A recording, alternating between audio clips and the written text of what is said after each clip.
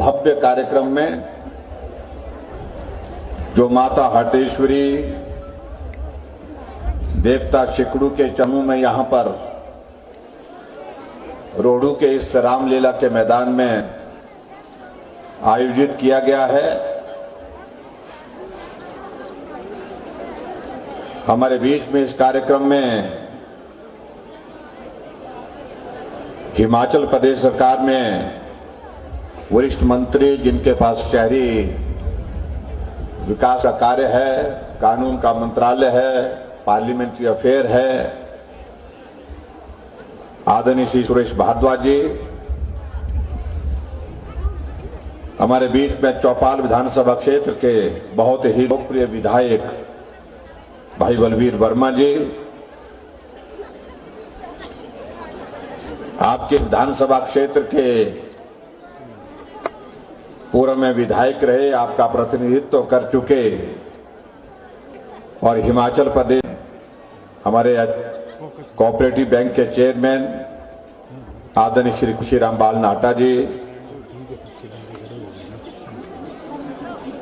आपकी इस विधानसभा क्षेत्र से आपकी पूर्व में प्रत्याशी रही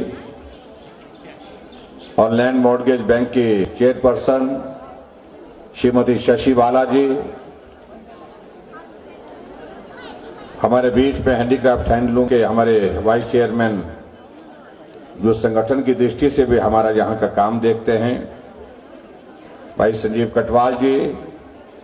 पार्टी के हमारे जिला के अध्यक्ष अजय श्याम जी, एपीएमसी के हमारे शिमला जिला के चेयरमैन नरेश शर्मा जी, मंडल के अध्यक्ष भाई बलदेव रांटा जी, महामंत्री श्री सुधीर जी, शशि रावत जी, जिला परिषद के सदस्य उर्मिला डोगरा जी, नीलम सरायक जी यहाँ हमारे बीच में बैठी हैं आज। पंचायत समिति के चेयरमैन पवन चौहान जी, पंचायत समिति के उपाध्यक्ष चिटगांव से श्री अंशुल जी, पार्टी के हमारे और वरिष्ठ साथी जिसमें हमारे रोशनलाल बासु जी भी हैं, श्रीमती अनीता जी, सभी का नाम मुझे लगता है कि बहुत लंबी सूची है। सभी यहां पर पार्टी के वरिष्ठ नेता, पंचायती राज संस्थाओं के सभी चुने हुए प्रतिनिधि, महिला मंडल के यहां पर हमारे बहुत सारे प्रतिनिधि,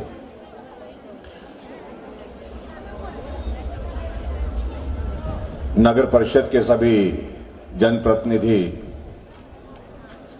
deputy commissioner Shimla, SP Shimla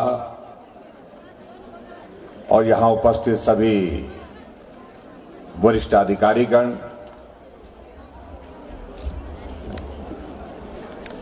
और उपस्थित सभी पंचायतों के चुने हुए प्रतिनिधि भाइयों बहनों और पत्रकार मित्रों,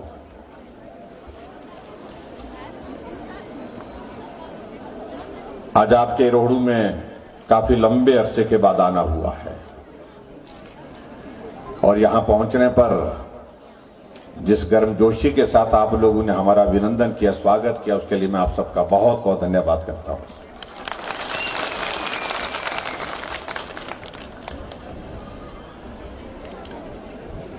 यहां पर एक बार बतौर मुख्यमंत्री मेरा आना पहले भी हुआ था और इसी स्थान पर हमारा कार्यक्रम हुआ था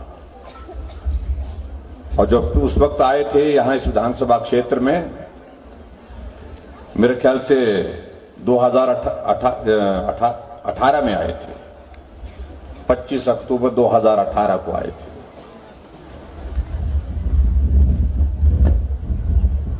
और उसके बाद यहां आने के कार्यक्रम तो बनते रहे, लेकिन बीच में एक बहुत बड़ी बाधा जिसके कारण हमको रुकना पड़ा, आप लोगों को भी रुकना पड़ा।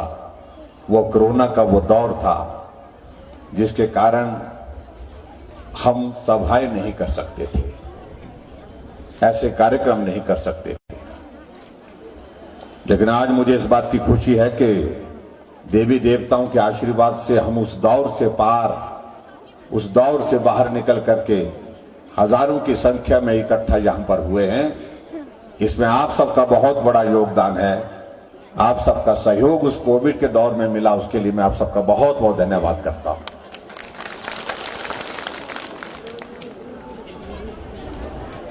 कई बार मैं सोचता हूं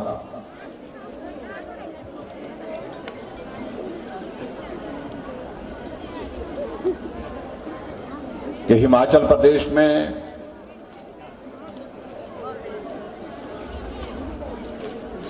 बतौर मुख्यमंत्री में छठा मुख्यमंत्री, 5 मुख्यमंत्री मुझसे पहले भी रहे और 5 मुख्यमंत्री जो मुझसे पहले रहे उनको एक सौभाग्य प्राप्त हुआ एक सामान्य परिस्थिति में काम करने का। सामान्य परिस्थिति का अभिप्राय यह है कि जाने में नहीं थी रोक, आने में भी रोक नहीं थी, मिलने में भी रोक नहीं थी। लेकिन हमारा दौर ऐसा दौर रहा, यहां हमारे साथी कह रहे थे कि 4 साल का 4.5 साल का हमारा कार्यकाल पूरा हुआ। लेकिन भाई और बहनों, ये सच्चाई है, वक्त तो 4.5 वर्ष का पूरा हो रहा है, लेकिन सही मायने में काम करने का वक्त सिर्फ 2 साल ही मिला, 2-2.5 साल ही मिला। बाकी का वक्त तो उस कोविड के उस संकट के कारण जो है वो बहुत अलग तरह की परिस्थिति में गुजरा। एक चुनौती हमारे सामने थी, लेकिन उस चुनौती का सामना करने की परिस्थिति में हम सफलतापूर्वक आगे बढ़ पाए, क्योंकि देश के एक मजबूत नेता के हाथ में था, नरेंद्र भाई मोदी जी के हाथ में था। उनका हौसला, उनकी हिम्मत, आगे बढ़ने की प्रेरणा, मजबूती के साथ सामना करने की प्रेरणा, वो सदैव संकट के क्षण में हमको देते रहे। और उस कारण से आज हम इस बात को कह सकते हैं, आज पूरा भारत उस कोविड के दौर से बाहर निकल रहा है।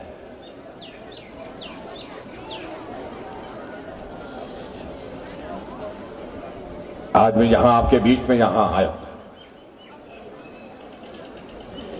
मैं कह रहा था कि 2 साल से ज्यादा का वक्त जो है हमारा कोविड के दौर में रहा, लेकिन फिर भी उसके बावजूद भी हमने इस बड़े संकट में रहने के बावजूद भी हिमाचल प्रदेश के गांव के विकास का, शहर के विकास को कभी रुकने नहीं दिया, थमने नहीं दिया। आज अगर मैं रोहड़ू में आपके बीच में यहां पर पहुंचा हूं, तो आज यह 12 स्कीमों का उद्घाटन हुआ है और 17 स्कीमों का शिलान्यास हुआ है, और कुल मिलाकर के 29 योजनाओं का उद्घाटन और शिलान्यास एक जगह, एक समय, एक दिन आप सामने देख रहे हैं। और 102 करोड़ रुपए के उद्घाटन और शिलान्यास आज के इस दिन में संपन्न हुए हैं, उसके लिए मैं आप सबको बहुत बहुत बधाई देता हूं। ये दीवार सामने आपके सामने यहां पर आप देख सकते हैं। संकट बड़ा था, लेकिन उसके बावजूद काम होते रहे, काम होते रहेंगे। ये हमारी सरकार की कमिटमेंट है, एक वादा है कि इतने बड़े संकट के बावजूद भी हम रुकने वाले नहीं हैं। मुझे मालूम है कुछ मित्र हमारे कल से बात कहने की कोशिश करेंगे, ये तो हमने ही किया था, ये तो हमने ही पैसा लाया था। जो 17 योजनाएं जिनका शिलान्यास आज हमने किया, ये तमाम योजनाएं वो योजना है जो हमने अपने हाथों से बना करके तैयार की, बजट का प्रावधान किया और आज हमने उनका शिलान्यास किया। ये मैं उनको कहना चाह रहा हूं।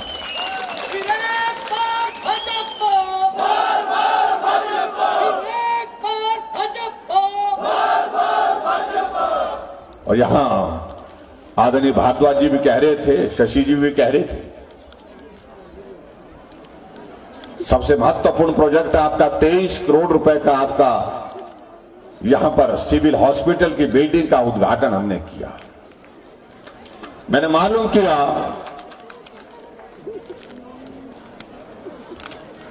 कि इसका शिलान्यास कब हुआ था, तो कहा गया कि शिलान्यास तो पूर्व सरकार में जाते जाते कर, उनको जाते जाते करने की आदत थी, पूर्व में सरकारें जो, लेकिन बजट प्रावधान उनके सरकार के दौरान पूर्व सरकार का कंट्रीब्यूशन इसने 4 करोड़ का है और 16 करोड़ से ज्यादा का पैसा हमारी सरकार ने दिया, तब जाकर के वो भवन जमीन पर खड़ा हुआ, तब जाकर के वो भवन का उद्घाटन हो पाया। मैं इसलिए इन बातों का मैं जिक्र कर रहा हूं कि मुझे मालूम है कि आज शाम को ही सोशल मीडिया में आप बोल देंगे, वो बोल देंगे ये तो हमने किया था।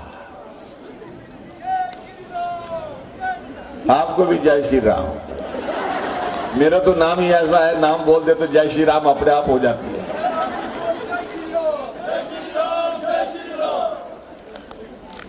तो इसलिए मैं इस बात का मैं जिक्र कर रहा हूं। आजकल थोड़ी थोड़ी उनकी जरा जरा बोलती बंद हुई है। अभी विधानसभा का बजट सत्र चला हुआ था हमारा, और बजट सत्र के दिनों में खूब उछल रहे थे हमारे मित्र। भारद्वाज जी पार्लियामेंट्री अफेयर मिनिस्टर है, उनको शांत करने में लगे रहते थे कि बैठो भाई बात तो सुनो। हम उनको पूछ रहे थे भाई उछल क्यों रहे हो, कह रहे थे हम आ रहे हैं, बोलते हम आ रहे हैं, बोलते हैं। हमने कहा कहां आ रहे हैं, बोलते उत्तराखंड में आ रहे हैं, हम पंजाब में आ रहे हैं, चन्नी साहब आ रहे हैं। मैंने कहा रुको तो सही, थोड़ा परिणाम आने दो, रिजल्ट आने दो। ना ना बोलता अब तो इंतजार करने की गुंजाइश ही नहीं है, बस हमने कह दिया हम आ गए। बोलते निकला रिजल्ट जिस दिन 10 मार्च को विधानसभा का सेशन चला ही था, उस वक्त बंद नहीं, खत्म नहीं हुआ था। 11 बजे जब हमारा विधानसभा का सेशन शुरू हुआ, मैं भी विधानसभा के अंदर प्रवेश हुआ। मैंने जोर से नमस्कार किया अपने मित्रों को, सामने बैठे हुए तो जमीन की तरफ देख रहे थे। मैंने कहा यहां भी देखो भाई, इतनी बुरी शक्ल नहीं है हमारी। मैंने कहा, हमने कहा क्या हुआ, आपके चेहरे क्यों लटक गए? कुछ नहीं बोले, बोलने की गुंजाइश नहीं थी। चन्नी साहब 2 जगह से चुनाव हार चुके थे। उत्तराखंड में भारतीय जनता पार्टी बहुमत के करीब पहुंच चुकी थी।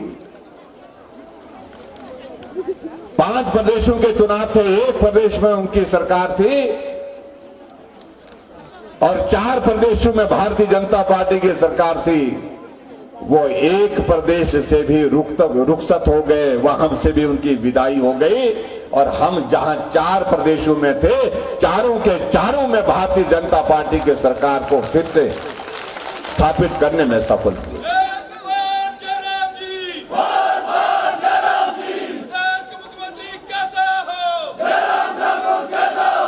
हमें कहा जाता था कि भाई नहीं ये तो रिवाज बनाओ, बोलते यहां पर।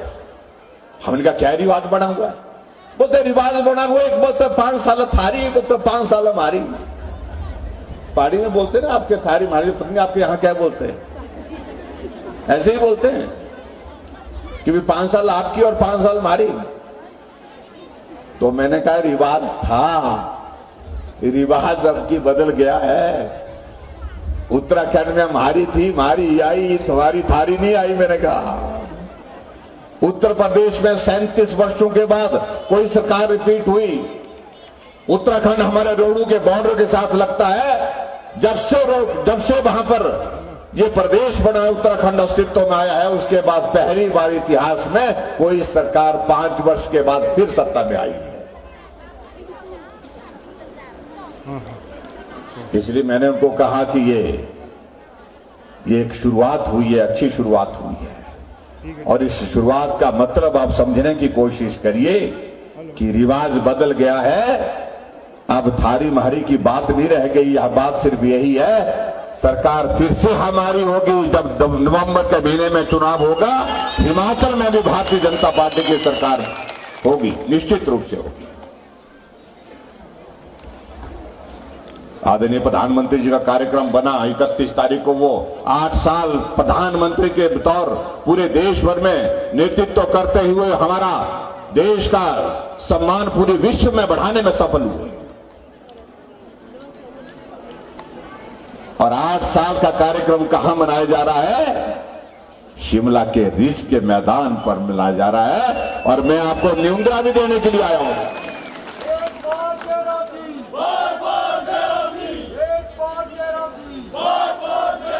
मेरी ओर से आपको निमंत्रण भी है, जिसको मंडियाली में न्यूंद्रा बोलते हैं, हमारी पहाड़ी भाषा में सांदा बोलते हैं, तो सांदा लगा रखा मैंने आपको भाई। प्रधानमंत्री जी आ रहे हैं 31 तारीख को, 31 मई को आप शिमला पहुंचे। मेरा आप सबसे निवेदन है, कहने लगे ये प्रधानमंत्री बार बार क्यों आए, अभी तो आए थे मंडी बोलते हैं। मैं कि तुमको पूछ करके आना है कि आना कि नहीं आना है। अब इनको मालूम होना चाहिए 16 तारीख को चंबा में आ रहे हैं प्रधानमंत्री जी, 16 जून को, 17 तारीख को, 18 तारीख को धर्मशाला में आ रहे हैं। बहुत परेशान है ये मोदी जी, तो हमको कहीं का नहीं छोड़ेंगे बोलते हैं। स्वाभाविक है, बात तो सच्ची है, पूरे देश में कहीं का नहीं छोड़ा। उत्तर प्रदेश में चुनाव हुआ, अभी विधानसभा का चुनाव, 403 सीटों में से कितनी सीटें आई? 2 सीटें आई।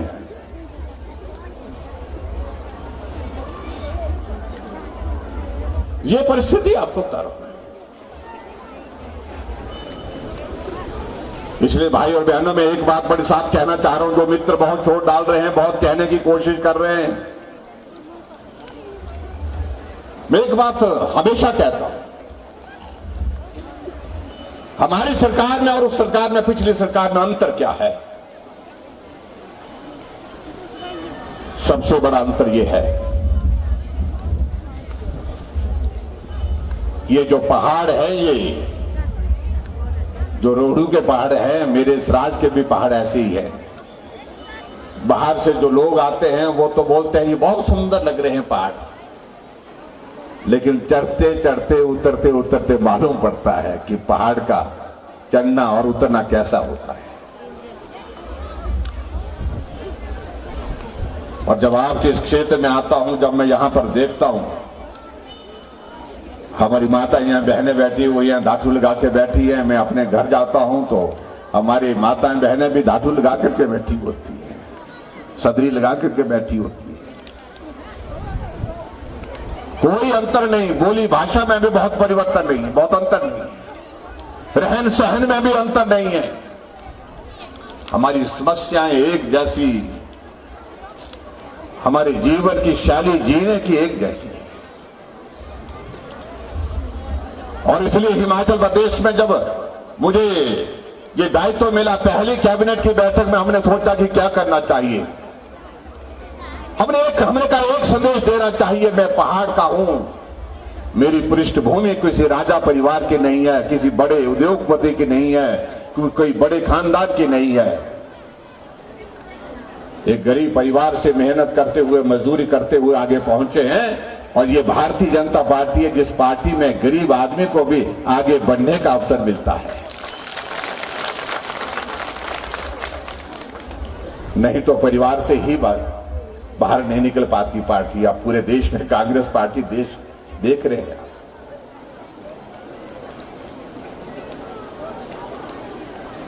लेकिन मैंने एक बात तय की कि हम देवभूमि हिमाचल प्रदेश में रहते हैं और देवभूमि के हमारे संस्कार हमारे जीवन का हिस्सा होना चाहिए। इसलिए पहली कैबिनेट की बैठक में हमने तय किया कि कोई भी बदले की भावना से हम कार्यवाही नहीं करेंगे। नहीं तो क्या होता था, क्या पहली कैबिनेट की बैठक में निर्णय होता था, ये बदल दो, वो बदल दो, उसके खिलाफ मामला दर्ज कर दो, इसके खिलाफ मामला दर्ज कर दो, ये होता था। आज 4.5 वर्ष हो गए हिमाचल प्रदेश में हमारी सरकार को किसी भी राजनीतिक मकसद के साथ, प्रतिशोध की भावना के साथ एक भी मामला हिमाचल प्रदेश में दर्ज नहीं हुई। ये हिमाचल के इतिहास में बहुत लंबे अरसे के बाद ये देखने को मिला। ये दौर नहीं, नेताओं के खिलाफ मामला, इसके खिलाफ यहां, उसके खिलाफ वहां, उसकी पेशी यहां, उसकी पेशी वहां, यह दौर होता था। और उसके बाद और भी चीजों को लेकर के बातें होती थी। पहली मंजिल पे ऊपर चढ़ के कि हमारी टोपी हमारे सिर पर हम पहनते हैं, ये भी राजनीतिक दृष्टि से इसको राजनीतिक पार्टियों के साथ ऐसा जोड़ दिया था और हालात तो ऐसे बन गए थे कि सरकार बदल जाती थी, टोपियां बदल जाती थी। हमने कहा ये नहीं होना चाहिए, ये टोपी हमारी है, ये हिमाचल की टोपी है, हिमाचल की संस्कृति का प्रतीक है, इसलिए ये हरी टोपी भी अपनी हिमाचल की टोपी है, लाल टोपी ये भी हिमाचल की टोपी है, कुल्लू की टोपी वो भी हिमाचल की टोपी है। टोपी सिर पर रखते हैं, ये सिर की शान है और सिर उठा करके हम हिमाचल के लोगों को चलने की आदत है, इसकी शोभा हमको कम नहीं करनी चाहिए, इसलिए हमने टोपी की राजनीति भी समाप्त कर दी। हमने कहा ऊपर नीचे की बातें ये समाप्त होनी चाहिए, ये टोपी की राजनीति समाप्त होनी चाहिए। ये परिवर्तन है, मैं आपको बता रहा हूं, हमारे हिमाचल के इतिहास में। और इसलिए मैं आपके बीच में इसका जिक्र कर रहा हूं कि जो हमने कई पूछते हैं कि क्या किया जा रहा है, या आदरणीय भारद्वाज जी कह रहे थे, सारी योजनाओं का जिक्र कर रहे थे। अभी बजट सत्र चल रहा था, बजट सत्र में हमने कांग्रेस के मित्रों को पूछा, मैं एक राज्यपाल महोदय जी के अभिभाषण पर चर्चा का जवाब दे रहा था, और जब जवाब दे रहा था मैंने एक बात कही, कांग्रेस के मित्र सामने बैठे थे, मैंने कहा एक मदद कर दो मेरी। आप कहने लगे कि क्या मदद चाहिए।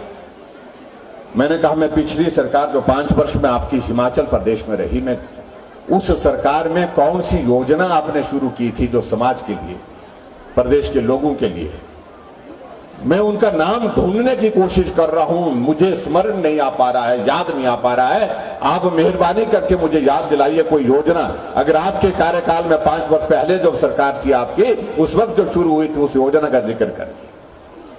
कोई जवाब नहीं दे पाया, कोई भी आदमी खड़ा नहीं हो पाया, क्योंकि 5 साल पहले कोई भी योजना हिमाचल प्रदेश में ऐसी योजना नहीं थी जिस योजना को नाम के साथ जो है समाज के लिए याद किया जाए, हिमाचल के लिए, हिमाचल के लोगों को स्मरण किया जाए। सिर्फ एक काम होता था उस सरकार का, एक काम, कांग्रेस की सरकार का एक काम होता है, जब जाने की शहनाई बज जाती थी ना, जो विदाई की शहनाई बजती है, हम बोलते हैं ना वो, जैसे बाबुल की दुआएं लेती जा तुझे सुखी संसार मिले, ऐसा होता ना। जब विदाई की आती थी तब क्या करते थे, कॉलेज की घोषणा, स्कूल की घोषणा, तहसील की घोषणा, एसडीएम के दफ्तर की घोषणा, बीडीओ की घोषणा, तुम ये भी ले लो, वो भी ले लो, सरकार बना दो हमारी, बस यही होता था।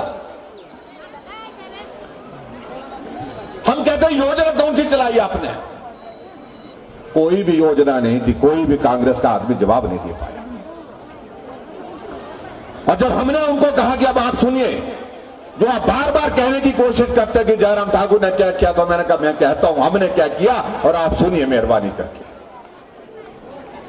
हमने कहा, हमने उन बुजुर्गों के सम्मान की शुरुआत की, पहली कैबिनेट की बैठक में हमने तय किया 70 साल के ऊपर के बुजुर्ग को पेंशन के लिए नहीं आना पड़ेगा, घर बैठे उसको पेंशन का प्रावधान हमने एक मुश्त में किया।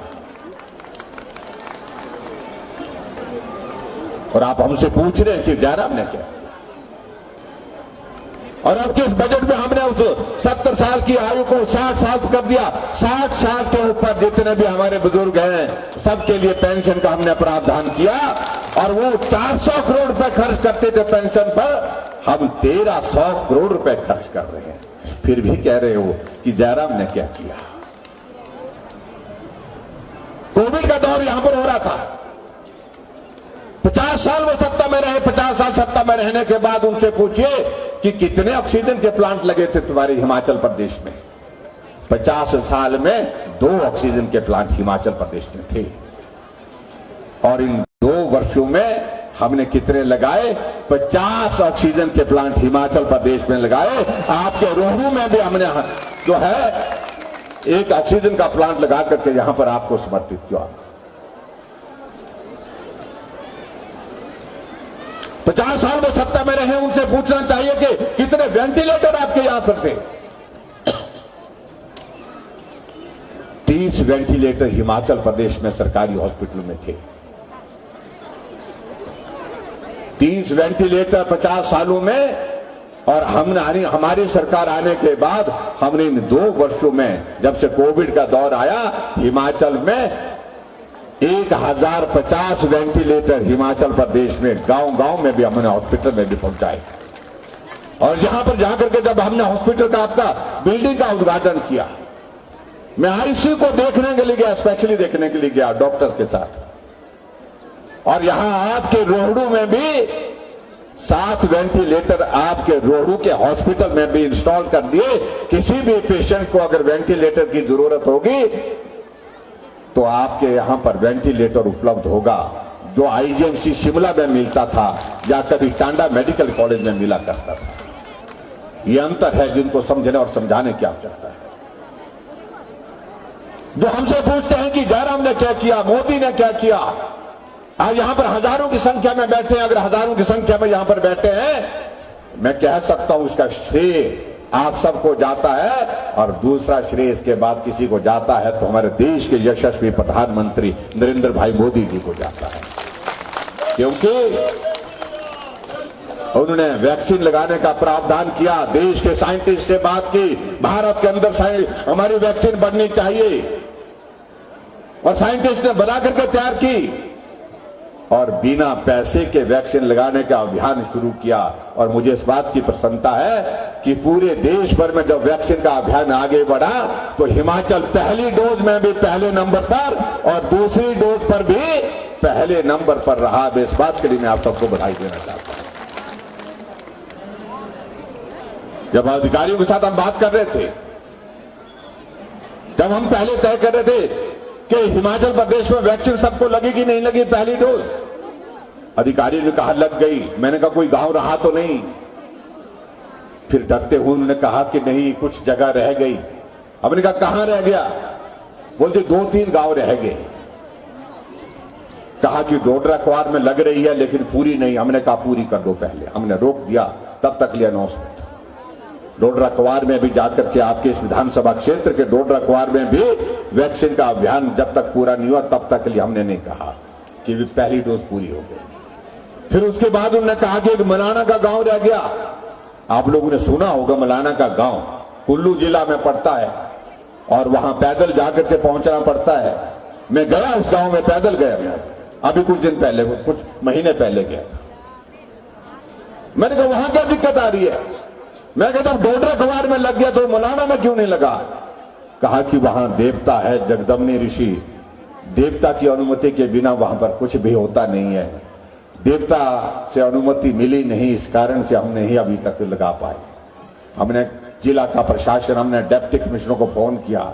हमने कहा आप जाइए, आप मलाना के गांव में पहुंचिए और देवता से निवेदन करिए, देवता से पूछिए कि ये जीवन के लिए बहुत जरूरी है, और देवता के पास जाकर के आप कहिए कि हमारा ये निवेदन है और मैं इस वैक्सीन के डोज के बाद में व्यक्तिगत रूप से भी वहां पर आऊंगा। मैंने कहा मलाना के उस गांव में डिप्टी कमिश्नर गए वहां पर, और वहां पहुंचने के बाद देवता के सारे जो कारदार थे, सभी लोग थे, उनसे बातचीत की और आखिरकार देवता ने अनुमति दी। 2600 लोग उस गांव में जो रहते थे सबको वैक्सीन वहां पर लगाई गई। फिर मैंने कहा और कौन सा गांव? वो तो एक गांव रह गया। वो गांव कौन सा?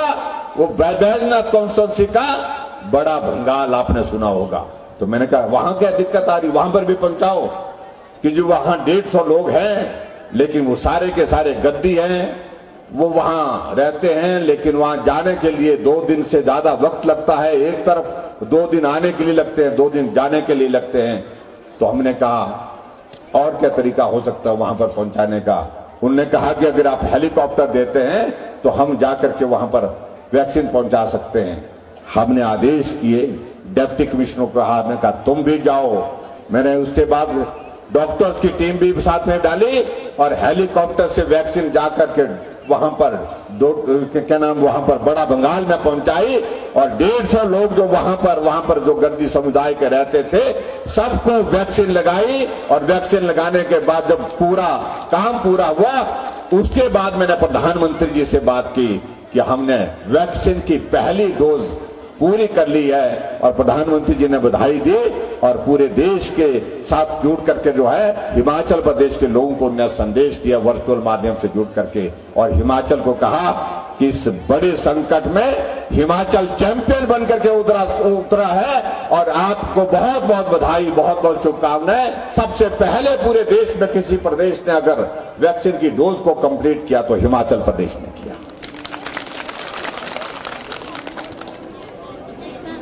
मैं इन बातों का इसलिए मैं जिक्र कर रहा हूं क्योंकि ये हकीकत है। एक ऐसा दौर जीवन में हमारे सामने ऐसा आया जब जिसके बारे में हमने कल्पना नहीं की थी, कभी नहीं सोचा था। और मैं आप सबका खास तौर से मैं महिलाओं का मैं यहां पर धन्यवाद करना चाहूंगा, महिला मंडलों का धन्यवाद करना चाहूंगा। उन्होंने मास्क अपने हाथों से बना करके भी घर घर में पहुंचाया, उसके लिए बहुत बहुत धन्यवाद मैं करना चाहूंगा आप सबका।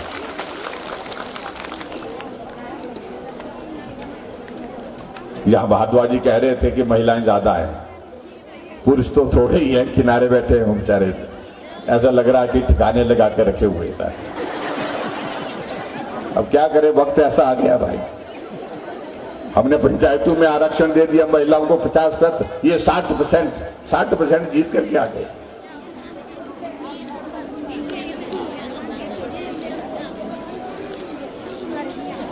अब एक दौर होता था जब कोई बड़ा नेता आता था तो पुरुष जो है वो लाट साहब बनकर के अपने घरवाली को बोलते थे, अपने परिवार में बोलते थे महिलाओं को, आज मुख्यमंत्री जी आ रहे हैं, मंत्री जी आ रहे हैं, हम जा रहे हैं उनके कार्यक्रम में, जल्दी से ब्रेकफास्ट बनाओ, जल्दी से हमको जाना है कार्यक्रम में, जनसभा में पहुंचना है। और आज महिलाएं बोलती है कि आज मुख्यमंत्री जी आ रहे हैं तो आज खाने का इंतजाम करिए, आप खाना बनाइए और जो पशु है उनके लिए भी चारे चूरे का इंतजाम करके रखिए। और जब हमारा भाषण लंबा हो जाता तो यहीं से व्हाट्सएप पे मैसेज करती है, हम थोड़ा देर हो जाएंगे, शाम का खाना भी बना करके रखना। कर दो मैसेज, आज ही कर दो, 20 मिनट कर दो। ये बदलता हुआ दौर है, आपको बता रहा हूं, मैं सच कह रहा हूं। अब यहां पर कहा जा रहा था कि महिलाओं के लिए हमने कुछ और व्यवस्था की, हमने तय किया, हमने अभी हिमाचल दिवस के अवसर पर तय किया कि जब महिलाओं की संख्या 50% है आबादी का, तो हमने कहा हम इनसे किराया भी 50% लेंगे, आधा लेंगे आधा नहीं लेंगे। इसमें भाई पुरुष भी ताली बजा सकते हैं, आपका ही बटुआ बचेगा।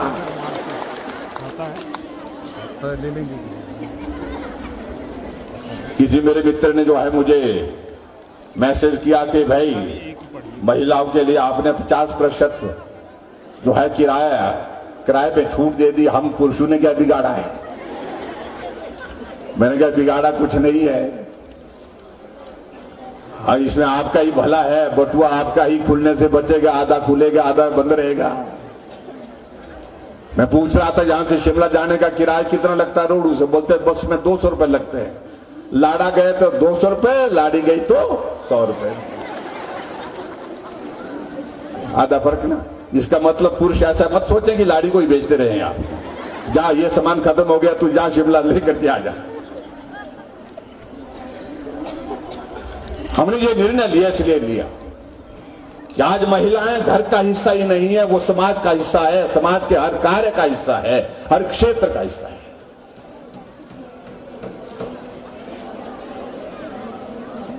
हर क्षेत्र में हम देख रहे हैं कि महिलाएं आगे बढ़कर के काम कर,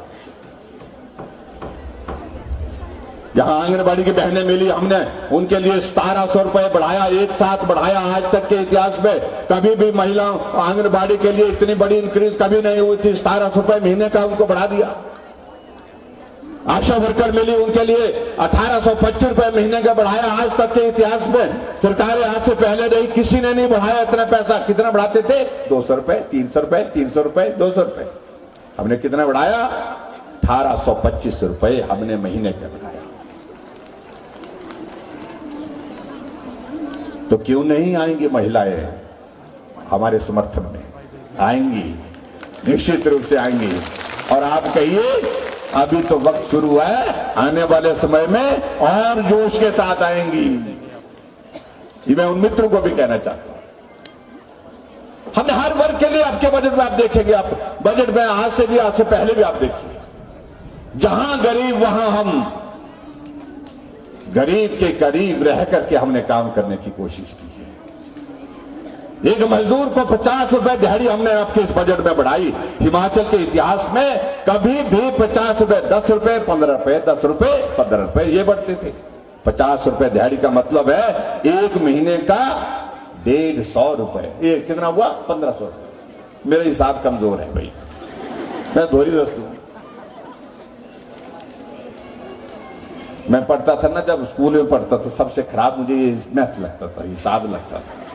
और जिस दिन मेरी मैट्रिक का मैथ का एग्जाम हुआ तो मैथ की किताब को मैंने नमस्ते करके अपने जो मेरा साथी था उसके झोले में डाला। मैंने कहा ये तू ही ले जा, मैं नहीं, मुझे नहीं। क्योंकि मैट्रिक के बाद आगे मैंने तय किया कि पढ़ूंगा वो जहां पर मैथ ना पढ़ना पड़े, हिसाब न करना पड़े, हिसाब पढ़ना न पड़े। पर यहां पर फाइनेंस डिपार्टमेंट मेरे पास ही है, तो अरबे लगाना बड़ा, वो हिसाब किताब निकालना बड़ा भारी मुश्किल काम है, उसमें बड़ा माथापच्ची होती है। लेकिन मेरे कहने का मतलब गरीब आदमी के लिए, एक मिनी आंगनबाड़ी वर्कर की जो है, वो आंगनबाड़ी सहायिका 900 रुपए उनके लिए बढ़ोतरी की हमने। खिचड़ी बनाने के लिए 900 रुपए बढ़ोतरी की, पंचायत चौकीदार के लिए 900 रुपए की बढ़ोतरी की, नंबरदार के लिए 900 रुपए की बढ़ोतरी दी। कितने देते थे? 50 रुपए की बढ़ोतरी देते थे। पूर्व में 50 रुपए, 100 रुपए ऐसी बढ़ोतरी होती। और मैं ये कहना चाहता हूं, अगर ये कोविड का संकट नहीं होता, ये दौर नहीं होता, परिस्थितियां बहुत अलग तरह की होती, बहुत अलग तरह की होती। हम पता नहीं और भी बहुत सारी चीजें करने की सोच सकते थे। लेकिन फिर भी उसके बावजूद मैं जिक्र कर रहा था उन कांग्रेस के मित्रों को याद कराने का। तुम 5 साल पहले की अपनी सरकार की एक योजना का जिक्र नहीं कर सकते हैं, और हम अगर जिक्र करें तो आपको सुनना पड़ेगा। तो मैंने कहा कि हमने पेंशन की शुरुआत की, बुजुर्गों को पेंशन का प्रावधान किया, जिस बुजुर्ग की वजह से हमने दुनिया को देखा है, दुनिया को समझा है, सीखा है, उसके प्रति अपना सम्मान व्यक्त किया है। और बुजुर्ग सबको होना है, मुझे भी होना है और आप सबको भी होना है, नौजवानों आपको भी होना है। इसलिए बुजुर्गों के प्रति हमेशा आदर का भाव, सम्मान का भाव हमेशा रखना चाहिए। हमने तय किया आज से कलयुग में जो है वो बुजुर्ग घर के कोने का हिस्सा बन करके रह गया, इसलिए हमने ये तय किया। आगे बढ़कर के अगर हम महिलाओं की अगर बात करें, महिलाएं सुबह उठती थी, सबसे पहले घर में उठने की बारी किसकी होती है? कौन उठता सबसे पहले? महिलाएं उठती है ना, ठीक बताओ आप? पुरुष तो नहीं उठते ना, वो तो इंतजार करते हैं कि अब आपकी चाय आई कि नहीं आई, जिसको बोलते बैठी। बैठी क्या कर रहे हैं भैया? वो बैठी पी रहा हूं सवेरे सवेरे। और बैठी है तभी आती है जब लाड़ी बना करके देती है या बहन बना करके देती है, घर में मां बना करके देती है। लेकिन घर में उठ करके चूल्हा जलाना, धुएं में जा करके, तो जो सारा सुबह उठते ही उस दौर में से गुजरना, ये बहुत बड़ा संकट था। और आदरणीय प्रधानमंत्री जी ने पूरे देश भर के लिए उज्ज्वला योजना की शुरू की। गैस का चूल्हा गरीब के घर में भी होना चाहिए। और हिमाचल प्रदेश में 1,37,000 गैस के चूल्हे आदरणीय प्रधानमंत्री की उज्ज्वला योजना के माध्यम से पहुंचे। लेकिन बहुत से परिवार, जैसे हमारे साथी कह रहे थे, गैस के चूल्हे के बिना रह गए। हमने कहा हम एक भी घर नहीं छोड़ेंगे, एक भी घर नहीं छोड़ेंगे गैस के बिना। और हर घर में गैस पहुंचाई। 3,25,000 से ज्यादा गैस के चूल्हे घर घर में पहुंचाए। और मैं कह सकता हूं पूरे देश में हिमाचल प्रदेश पहला प्रदेश है जहां हर घर में गैस का चूल्हा है, गरीब के घर में भी गैस का चूल्हा। और फिर मैंने कहा कांग्रेस के मित्रों, तुम भी ये कर सकते थे। 50 साल तुमको सत्ता में रहने का अवसर मिला, लेकिन तुमने कभी सोचा नहीं, उस पीड़ा को तुमने समझा नहीं। जो आपके घर के परिवार के सदस्य झेलते हैं उसको भी समझा नहीं तुमने। आगे बढ़कर के हमने और बात कही, एक गरीब आदमी बीमार होता है तो बीमार होने के बाद उसके इलाज की क्या व्यवस्था है? मैंने अधिकारियों से पूछा, हमारे हिमाचल प्रदेश में जब हमारी सरकार बनने के बाद मेरा स्वास्थ्य विभाग के साथ जब बैठक हो रही थी, मैंने कहा खुदा न खास्ता कोई आदमी बीमार हो जाए, बीमारी पूछ के तो आती नहीं, लेकिन कोई बीमारी ऐसी आ गई, गरीब आदमी है, उसका इलाज नहीं वो कर सकता, उसके लिए क्या इंतजाम है? बोलते जी कोई इंतजाम नहीं है।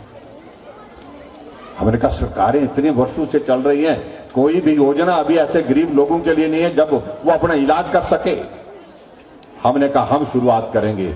आयुष्मान की भारत आदरणीय प्रधानमंत्री जी ने पूरे देश भर के लिए की, गरीब लोगों का इलाज के लिए 5 लाख रुपए का हेल्थ कवर उसमें मिला, और जो लोग इसमें कवर हुए उसके बाद जो बचे लोग थे जो इसमें कवर नहीं हो पा रहे थे, हमने कहा उनका जिम्मा हम लेंगे, और हमने हिमाचल प्रदेश में शुरुआत की मुख्यमंत्री हिम केयर की। है आपको मालूम हिम केयर? सुना ना? सुना है? सुना। तो हिम केयर से क्या होता है? इलाज होता है। कितना इलाज? 5 लाख रुपए तक का इलाज होता है।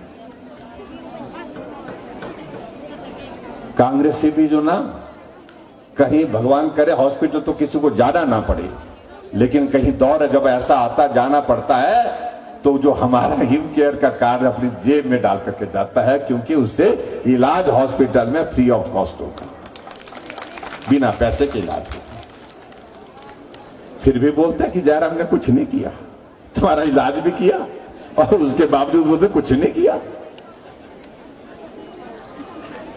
और आगे बढ़ करके हमने ऐसे लोगों के लिए भी इंतजाम किया जो आदमी ऐसे किसी बीमारी का शिकार हो गए, चल नहीं सकते, काम नहीं कर सकते, बैठ नहीं सकते हैं, किसी की मदद लेकर के उनको बिठाना पड़ता है, बिस्तर पर पड़े हैं लेकिन अपना काम भी खुद नहीं कर सकते। किसी को पैरालिसिस हो गया, किसी का ब्रेन हेमरेज हो गया, किसी को किडनी फेल हो गई, किसी को कैंसर हो गया, किसी का एक्सीडेंट हो गया।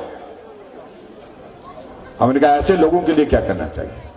हमने कहा पूरे हिमाचल प्रदेश पे सर्वे करिए, एक भी आदमी ऐसा नहीं रहना चाहिए जो बिस्तर पर पड़ा है। हमने सहारा योजना की शुरुआत की हिमाचल प्रदेश में। ऐसे जितने भी लोग हैं 17,000 लोग हिमाचल प्रदेश में इस योजना के अंतर्गत हमने रजिस्टर किए, और उनके खाते में कितना डाल रहे हैं? 3,000 रुपए हर महीने का उनके खाते में मदद के रूप में डाल रहे हैं। फिर भी बोलते हैं कांग्रेस को कि कुछ नहीं किया। एक भी योजना इस प्रकार से अगर चलाई होती तो हम मानते। हमने उस गरीब बेटी के लिए, जो बेटी बीपीएल परिवार की है, किसी भी जाति की होगी, हमने तय किया उस गरीब बेटी के जीवन में बहुत बड़ा परिवर्तन आता है जब अपना मां बाप का घर छोड़ करके वो दूसरे घर में जाती है, जब उसकी शादी होती है। और हमने कहा जब बेटी की शादी होगी जो बीपीएल परिवार की होगी, उस दिन हम उस बेटी के खाते में शगुन के रूप में 31,000 सरकार की ओर से डालेंगे, और हम 31,000 सरकार की ओर से, उनने 31 रुपए भी दिए, पूछो जरा उनसे। सरकार 50 साल रही, लेकिन उस गरीब बेटी की उनको ख्याल नहीं आया उस बेटी के लिए मदद करने की। हम 31,000 रुपए उस बेटी के खाते में डाल करके उसके लिए मदद कर रहे हैं। और अभी हाल ही में हिमाचल दिवस के अवसर पर हमने और भी घोषणा की, जिसका जिक्र यहां पर सुरेश भारद्वाज जी ने किया। गांव में पानी का नल लगता है, पानी के नल से थोड़ा किराया लिया जाता है। मैंने जल शक्ति मंत्रालय के अधिकारियों को पूछा कि कितना किराया आता है पूरे हिमाचल प्रदेश में से। उन्होंने कहा जी 30-31 करोड़ रुपए आता है कुल। हमने कहा 30-31 रुपए, 72 लाख की आबादी हिमाचल की, और उसमें से 30-31 करोड़ रुपए कम कुल आता है। हमने कहा इतना कम पैसा क्यों आता है? कि बोलते जी लोग देते नहीं है। हमने कहा फिर ये 31 करोड़ रुपए आप ये किससे लेते हैं? बोलते जो कुछ लोग ऐसे भी हैं जो सीधे साधे लोग हैं वो दे देते हैं। हमने कहा ये गलत तरीका है। अगर लेना है तो सबसे लीजिए, अगर नहीं लेना है तो किसी से मत लीजिए। हमने तय किया कि अगर कुछ देते हैं कुछ नहीं देते हैं ये ठीक नहीं है, और हमने तय किया कि हिमाचल प्रदेश में पानी के नलके का पैसा किसी से नहीं लेंगे, बिना पैसे के पानी पिलाएंगे, और ये हमारी सरकार की जिम्मेवारी है, ये हमने किया। और आगे बढ़कर के आपने बिजली का जिक्र यहां पर किया। हिमाचल प्रदेश में बिजली पैदा, आपके रोडों में भी प्रोजेक्ट लगे हुए हैं। सावड़ा कुड्डू का प्रोजेक्ट यहां है, और बहुत सारे दूसरे छोटे मोटे प्रोजेक्ट और भी। हिमाचल प्रदेश में हम 11,000 मेगावाट बिजली पैदा करते हैं, लेकिन गरीब को उसका लाभ क्या मिला? हमने ये तय किया कि ऐसी सूरत में हमको एक चीज तय करनी चाहिए कि गरीब लोगों के लिए मदद का रास्ता निकालना चाहिए, और हमने निकाला। हमने तय किया हिमाचल प्रदेश में कि जितने भी लोग हिमाचल प्रदेश में 125 यूनिट से कम बिजली खर्च करने वाले हैं, उनसे हम कोई बिल नहीं लेंगे, जीरो बिल लेंगे। बिल आएगा, लेकिन क्या आएगा? जीरो बिल आएगा। और आपने देखा होगा जिनके 60 यूनिट से कम बिजली आई है उनको जीरो बिल आया है। आया कि नहीं आया? ये देखो सामने बोल रहे थे जीरो बिल आया।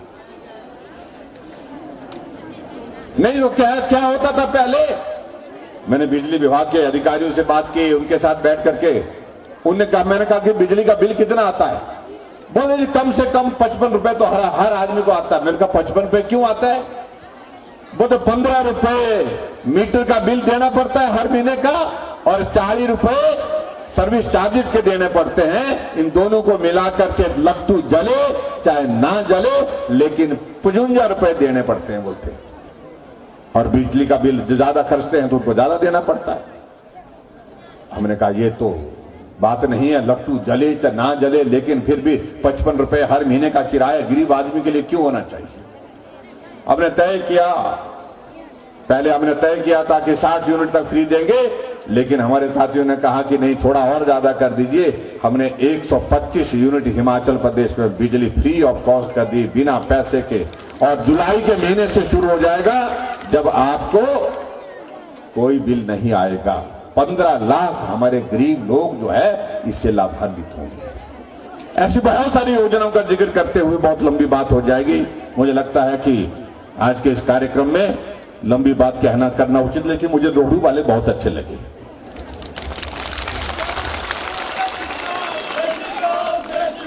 एक बार अपने लिए आप ताली बजानी चाहिए आप लोगों को, इसलिए कि इतने लंबा भाषण, उसके बावजूद भी आप ईमानदारी से बैठे हैं।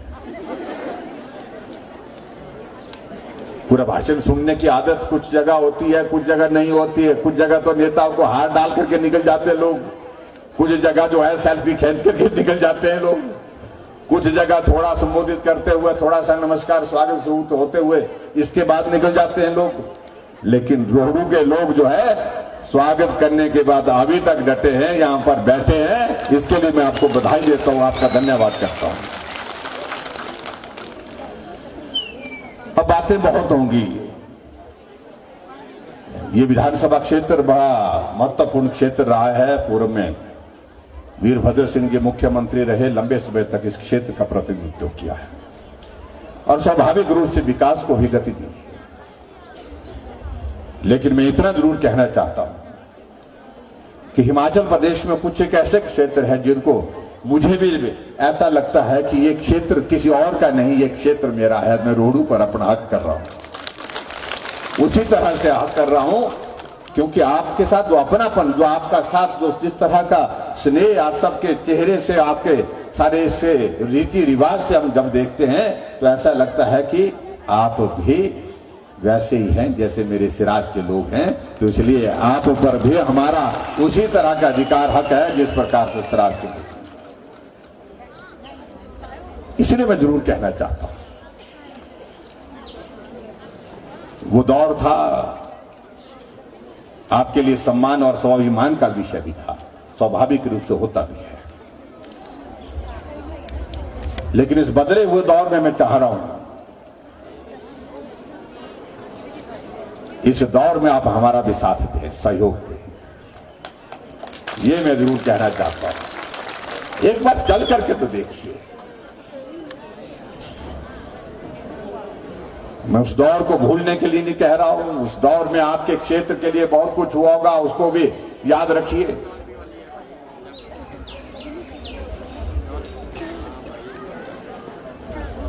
लेकिन मैं नए दौर के साथ चलने के लिए आप सबसे इसलिए कह रहा हूं, अगर आप 4 कदम चलेंगे तो हम 8 कदम आगे चलेंगे। ये मैं आपके बीच में कह रहा हूं। कहीं कमी नहीं छोड़ेंगे आप किस क्षेत्र के। कई लोग बोलते हैं मैं इनसे पूछ रहा था, भारद्वाज जी और हमारे चौपाल के विधायक महोदय जी वर्मा जी से, बिट्टू वर्मा जी से, मैंने कहा एक बात मेरे को बताओ आप, एक नाटी हमारे लगती है, वो सभी जगह जहां भी जाता हूं वो नाटी सब जगह गाई जाती है, रोड जाना मेरी आमी है। मैं ऐसे रोड में क्या रखा भैया आपके, मेरे को बताओ तो सही। हम चंबा जाते तो वहां भी रोड जाना मेरी आमी है, हम चौपाल जाते तो भी नाटी लगती तो रोड जाना मेरी आमी है। तो कोई खासियत तो होगी। और ये गाना हर आदमी के हिमाचल प्रदेश में जुबान पर चढ़ा है, और उसकी वजह यह है कि सही मायने में रोहडू के लोग बहुत अच्छे लोग हैं, इसलिए सबका मन रोहडू जाने के लिए करता है। रोहडू का ये इलाका ऐसा इलाका है, सुंदर इलाका है, और इस इलाके में आकर के लोगों का मन जो है ये मोह लेता है, तो इसलिए लोगों ने इसलिए लोगों की जुबान पर ये गीत चढ़ा है, रोहडू जाना मेरी आमी। ये आपको करम, ये बहुत सच्चाई है। कई बार जो बातें हम अपने भाषण में नहीं कह सकते, अपने संबोधन में नहीं कह सकते हैं, जिनको एक्सप्रेस नहीं कर सकते हैं, जिनको समझा नहीं सकते हैं, वो दो शब्दों में जो है वो गीत में, कविता के इसमें जो है समझाए जा सकते हैं। तो उसी तरह से ये गीत है, ये आपकी खासियत है। और आपके इस क्षेत्र में विकास हो, गति से विकास हो, तेज गति से विकास हो, ये हमारी प्राथमिकता है।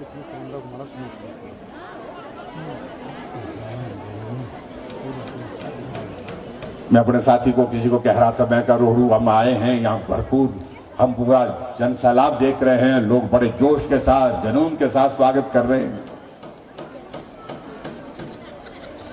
और वो सुनकर के इस बात को लेकर थोड़ा हैरान भी थे कि भाई रोहडू में अगर आपका इतना स्वागत हो रहा है तो इसका संदेश पूरे हिमाचल प्रदेश में अलग तरह का जा रहा है। नहीं तो बाकी लोग तो ऐसे मान के चलते हैं कि भाई रोहडू में बाकी तो ठीक है, वोट बात तो बोलते हिसाब से मिलते हैं, ऐसे बोलते हैं लोग। लेकिन अब की बार हमारे हिसाब से मिलेंगे, मुझे पूरा भरोसा है, पूरा विश्वास है आपको। मैंने उनको कहा भी, अब की बार मैंने कहा रिवाज बदल गया है। जैसे मैंने कहा ना कि कांग्रेस वाले बोलते थे तो रिवाज बढ़ा, एक बार मारी एक बार थारी। हमने कहा रिवाज बदल गया, अब तो हमारी है, हमारी ही रहेगी। और अब की बार रोहडू में भी हम चाहेंगे कि रिवाज बदलिए, और आप सबका सहयोग मिलेगा, आप सबका आशीर्वाद मिलेगा। और मैं इस बात को दावे के साथ कह सकता हूं, जो रोहडू की जो भावनाएं हैं, अपेक्षाएं हैं, विकास की दृष्टि से हम उनको कहीं भी कम नहीं होने देंगे। ये मैं आपके बीच में कहना चाहता हूं। मैं यहां पर आने के बाद अपने साथियों के साथ बैठा था, मुझे बड़े भयंकर दबाव में इन लोगों ने यहां पर, एक तरफ से भारद्वाज जी बैठे, एक तरफ से शशि बाला जी, और एक तरफ से खुशीराम बाल नाटा जी वे आए हैं यहां पर। और हमें इस बात की खुशी है कि खुशीराम जी पूर्ण रूप से स्वस्थ होकर के हमारे बीच में आ जाए। देवी देवताओं का आशीर्वाद, आप सबकी दुआएं। इनके चुनाव में आए थे, 15 दिन में टिक्कर में रहा, और जाकर के जो है वो उस इलाके में बहुत घूमे, गांव-गांव में घूमे, और गांव-गांव में घूम करके हमने वोट मांगे। 6 पंचायतें थी उस वक्त, शायद सब तहसील टिक्कर में, आज अब तो शायद ज्यादा भी हो गए, 9 पंचायतें। और गांव-गांव में घूम करके हमने वोट मांगे, लेकिन खुशीराम जी जीते, अच्छे वोटों से, 8-9 हजार वोट से जीते थे उस वक्त। लेकिन टिक्कर से भी जो है, टिक्कर के इलाके सब तहसील से भी उस वक्त बढ़त मिली थी। नावर का इलाका, हाँ, तो इसलिए मैं आपके बीच में ये कहना चाहता हूं। तो उस वक्त हम पूरे इलाके में जहां जहां हमारी जिम्मेवारी जो लगी थी, हम उस वक्त घूमे हैं, बहुत घूमे हैं। तो सभी लोग मेरे ऊपर कह रहे हैं कि भाई, मुझे कह रहे हैं कि भाई यहाँ की कुछ बातें हैं, इनको मानना पड़ेगा, करना पड़ेगा। मैंने कहा 100 करोड़ नहीं, 102 करोड़ रुपए के सामने हमने इतनी सारी पट्टिका लगाई थोड़ी है क्या? मेरे हिसाब से बतेरी है मेरे क्या, लेकिन नहीं बोलते, फिर भी उसके बावजूद भी ये करना है बोलते हैं। तो मैं 2-3 चीजों का जिक्र जरूर करूंगा यहां पर, बाकी चीजों को लेकर के आप लोगों ने जो बातें कही हैं वो करेंगे।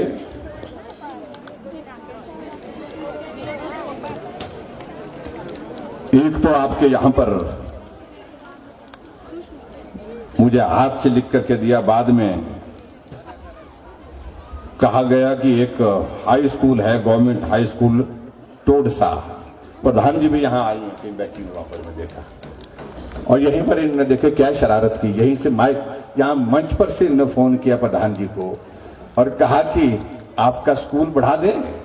तो प्रधान जी ने मना थोड़ी करनी थी, वो तो आपका दर्जा बढ़ा दें, बोलते हैं हाई स्कूल का, वो तो हाँ जी ये तो करना है। तो हाई स्कूल टोडसा का दर्जा जो है हम बढ़ा करके इसको सीनियर सेकेंडरी स्कूल करने की घोषणा करते हैं, ताकि वहां लोगों को उसकी सुविधा मिल सके। यहां पर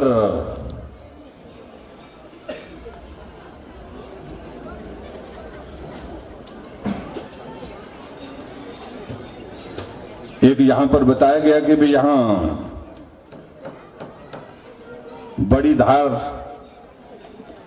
बाड़ीधार में जो एक वेटनरी डिस्पेंसरी खोलने की बात कही गई है,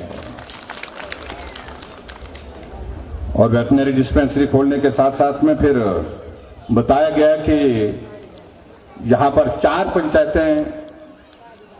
पंचायतें और बनी हैं, उनमें से 4 पंचायतों में शायद वेटनरी डिस्पेंसरी नहीं है। मैं इसकी पूरी रिपोर्ट ले लूंगा, जिसमें शायद जाखी है, बनौटी है और बागी है, यही है ना। अगर इसमें वेटनरी डिस्पेंसरी नहीं होगी तो हम वहां सर्वे करने के बाद, रिपोर्ट लेने के बाद जो है उन स्थानों पर जो है वेटनरी डिस्पेंसरी खोलने की भी मैं यहां पर घोषणा करता हूं, यहां पर भी वेटनरी डिस्पेंसरी खोलेंगे। एक आगे जो बात कही गई, एक हमने लोक भवन का यहां पर उद्घाटन किया, 1 मंजिल का उसका, और उसमें बताया गया मुझे कि उसके ऊपर हमने 1 मंजिल, शायद 1 मंजिल और बनाने का इनका एक प्रस्ताव है। तो हमने उसमें 30 लाख रुपए उसके लिए पहले दिया था, और 30 लाख रुपए की लागत से वो बनकर के तैयार हो गया। लेकिन अगर और उसमें करना है, वैसे तो उसमें योजना है हमारी कि अगर 15 लाख रुपए विधायक देता है तो उसके बाद फिर 15 लाख रुपए हम उसमें सरकार की ओर से देते हैं। लेकिन मैं इतना जरूर कहना चाहता हूं कि ऊपर वाली मंजिल के लिए अगर इस तरह की अगर उसकी एस्टिमेशन अगर बन जाता है, उसका एस्टिमेट बना दे, तो मैं इतना कह रहा हूं जितना भी पैसा लगेगा उसकी 1 मंजिल और ऊपर जो है बनाने की भी मैं यहां पर घोषणा करता हूं। चाहे 25 लाख लगे, चाहे 30 लाख, 25-30 लाख के लगभग लगेगा उसमें, तो ये भी पैसा मैं आपको जो है उसके लिए यहां पर दूंगा, ये भी मैं कहना चाहता हूं। ठहरो, आप बैठ जाओ आराम से। यहां एक और चीज को यहां पर थोड़ा सा जिक्र हुआ, खुशराम जी ने कहा कि एक ग्राम पंचायत कुई है, उसमें छोटी सी एक सड़क है, बोलते हैं उस एम्बुलेंस रोड, उसको नारडू से निगाड़ी है ना, निगाड़ी का। उन्होंने कहा था कि भी डी साहब को कहना ये सारा थोड़ा सा पैसा लगेगा, तो 6-7 लाख रुपए लगता है उसमें कुल लगेगा। बैकवर्ड पंचायत है, नॉन बैकवर्ड है, चल जो भी है, लेकिन मैं डिप्टी कमिश्नर को कहूंगा कि इसके लिए जितना भी पैसा लगेगा, लेकिन इनका कहना था कि 7 लाख लगेगा, तो 7 लाख रुपए इसके लिए मंजूर कर दिया जाता है, ताकि इसको जो है बना करके तैयार हम कर सके। आगे बढ़े तो उसके बाद एक और जगह हम पहुंचते हैं, कहा गया कि बहुत सुंदर इलाका है, सुंदर का क्षेत्र है ये। अब यहां पर चांशल को जो है डेवलप कर रहे हैं, एडीबी का प्रोजेक्ट है, एडीबी के प्रोजेक्ट के अंतर्गत हमने इसके लिए पैसे का प्रावधान किया है, उसमें 5 करोड़ रुपए हमने दिया भी है, और उसमें हम उसको स्कीइंग के लिए इसको डेवलप कर रहे हैं। उसकी प्रोसेस चली है, उसका कार्य प्रगति पर है, आने वाले समय में हम कोशिश करेंगे कि जल्दी उसका काम हो। ये एक स्लोप जो है हमारी ऐसी बने जहां पर स्कीइंग करने के लिए दूर दूर से भी लोग आए, ऐसा हमारा प्रयत्न है। और यहाँ जो बात कही गई रंटाड़ी में, जो कहा गया कि सुंदर जगह है, तो यहाँ पर फॉरेस्ट डिपार्टमेंट का एक इंस्पेक्शन हट या रेस्ट हाउस जो है यहाँ पर बनना बहुत जरूरी है। तो मैं इस मांग को भी स्वीकार करता हूं कि रंटाड़ी में फॉरेस्ट डिपार्टमेंट का एक इंस्पेक्शन हट, बहुत सुंदर इंस्पेक्शन हट बना करके हम तैयार करेंगे, ये भी मैं आपके बीच में कहना चाहता हूं। इसके अलावा फिर आगे बढ़ करके पहुंचे हम जाकर के समोली में, चमोली से है कोई? बस 2 मैडम बस है, बस 2 है, एक हाथ और खड़ा हुआ, 3 4 5 दूर है। कहा कि भाई वहां हमने सराय बनानी है, बता रहे देवता की जगह होनी चाहिए, जगह का इंतजाम है, पक्का है ना? अगर यहां पर जगह का इंतजाम है तो मैं आप सबके यहां पर एस्टिमेशन इसका बना करके आपको भेजना पड़ेगा, वो आप भेजिए। लेकिन मैं इसके लिए, मुझे मालूम नहीं एस्टिमेशन के हिसाब से क्या है, लेकिन उसके बावजूद मैं इतना जरूर कहना चाहता हूं, मैं इसके लिए फिलहाल 30 लाख रुपए देने की यहां पर घोषणा करता हूं, और ताकि उसके बाद फिर आगे का जो जितना भी उसका एस्टिमेट होगा, एस्टिमेट के मुताबिक जो है उसको पूरा करेंगे। मुझे बताया गया कि सब शायद 1 करोड़ तक जाता है उसका एस्टिमेट, ऐसा बताया गया। हाँ जी, 4 करोड़, तो 4 करोड़ से क्या सराय थोड़ी होती 4 करोड़ की। जो भी होगा एस्टिमेशन बनाइए आप, उसके बाद आप लाइए हमारे साथ, हमारे पास में उसका इंतजाम करेंगे। लेकिन काम शुरू करने के लिए मैं कह रहा हूं कि इसका इंतजाम से हम शुरू कर देंगे। इसके अलावा आगे बढ़ करके एक सिविल हॉस्पिटल में हम गए तो सिविल हॉस्पिटल में एक बात का जिक्र आया कि डॉक्टर्स, यहां पर मुझे मालूम पड़ा कि 600 के लगभग 500 और 600 की ओपीडी है। बहुत बड़ा हॉस्पिटल, मतलब बहुत बड़ी ओपीडी यहां पर चल रही है, मतलब है यहां पर, लेकिन डॉक्टर्स की अच्छी स्ट्रेंथ है यहां पर। मैं इतना जरूर कहना चाहता हूं कि आने वाले समय में इसमें और ज्यादा उसको बेहतर करने की दृष्टि से कहा मुझे कि यहां पर वार्ड सिस्टर यानी कि स्टाफ नर्सेज की जो है वो यहां पर कमी है, और शायद उसमें जो कमी है उसको पूरा करने के लिए तो मैंने इतना कहा है कि जो कम है उसको पूरा करने का रास्ता निकालेंगे। जितनी भी पोस्टें यहां पर हैं उनको हम भरने के लिए जो है अलग से प्रयत्न करेंगे, ताकि यहां पर कभी भी किसी भी प्रकार से जो है स्टाफ की शॉर्टेज ना हो, इस बात को हम सुनिश्चित करेंगे। ये मैं आपके बीच में कहना चाहता हूं, ताकि आपका ये सिविल हॉस्पिटल बहुत बेहतर ढंग से चल सके। और इसके अलावा एक और चीज को लेकर के यहां पर बात कही गई है, एक सीएचसी संदासू है, और सीएचसी संदासू में अभी तक जो मुझे बताया गया कि उसमें 20 बेड की कैपेसिटी, 20 बेड का वहां पर प्रावधान है। और सीएचसी संदासू के बारे में यही कहा गया कि भी वहां पर भी ओपीडी भी अच्छी होती है। दूर दराज का इलाका है, कठिन इलाका है, तो इसमें मैं 20 बेड की कैपेसिटी को बढ़ा करके इसको 50 बेड की कैपेसिटी यहां पर घोषित करता हूं, और सारे नॉर्म्स इसके स्टाफ के और इसके साथ में बेड कैपेसिटी के हिसाब से अब इंक्रीज होंगे, नंबर भी पोस्टों का इंक्रीज होगा, ताकि यहां पर बेहतर ढंग से ये स्वास्थ्य की सुविधा आपके यहां पर उपलब्ध हो सके। इस बात को हम सुनिश्चित करेंगे। इसके अलावा एक और आगे बढ़ करके बात कही गई, हम पहुंचे फिर उसके बाद समरकोटी में। समरकोटी में यहां पर मांग है, समरकोट सर, यहां हाँ समरकोट में, तो समरकोट में यहां पर हालांकि बहुत दूर नहीं है, और ये रोहड़ू तहसील का ही हिस्सा है। और ये बताया गया है कि भाई रोहड़ू तहसील होने के बावजूद भी यहाँ के लोग थोड़ा सा उनको सुविधा होगी अगर वहां पर सब तहसील का वहां पर दर्जा दिया जाए, और वहां मतलब 6 या 7 पटवार सर्कल मेकर में इतने होंगे, कितने हो रहे 6। तो भौगोलिक परिस्थितियों को ध्यान में रखते हुए ये समरकोट के जो सब तहसील की मांग है इसको भी मैं स्वीकार करता हूं, वहां पर सब तहसील खोल देंगे। ये मैं आपके, क्योंकि दूर दराज के इलाके में ये सुविधाएं करीब होनी चाहिए, नजदीक होनी चाहिए, मैं इन बातों से सहमत हूं। और उसी तरह से